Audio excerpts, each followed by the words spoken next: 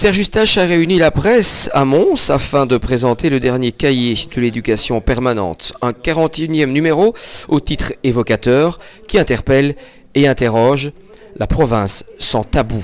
Un cahier de synthèse dont le seul objectif est d'ouvrir enfin le débat. On a voulu à travers ces cahiers reprendre la synthèse de tous les débats, de toutes les discussions qui ont eu lieu pendant une 14 ou 15 midi, et donc ça fait plus de 24 heures de réflexion, d'en faire une synthèse, d'ouvrir ça à un certain nombre de contributions. On trouvait que justement questionner, mettre la province en débat est un sujet qu'on n'avait jamais abordé au terme du 41e numéro des cahiers d'éducation permanente. Donc Serge Eustache a été avec moi l'un des initiateurs, et donc on trouvait très intéressant d'avoir des avis pro et anti-province. Mais ce document, il n'y a pas de conclusion.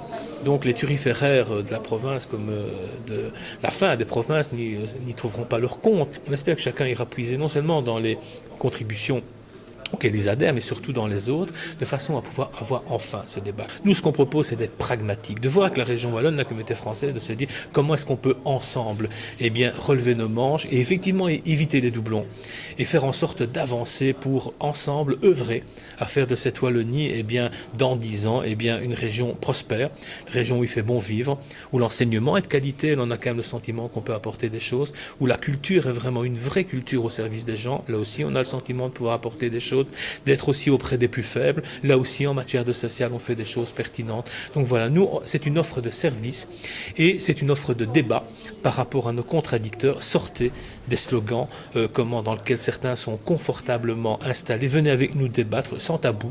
On n'a pas le sentiment d'avoir raison sur tout, mais un peu d'humilité de nos contradicteurs, je pense que ça serait quelque chose auquel on est en droit d'espérer.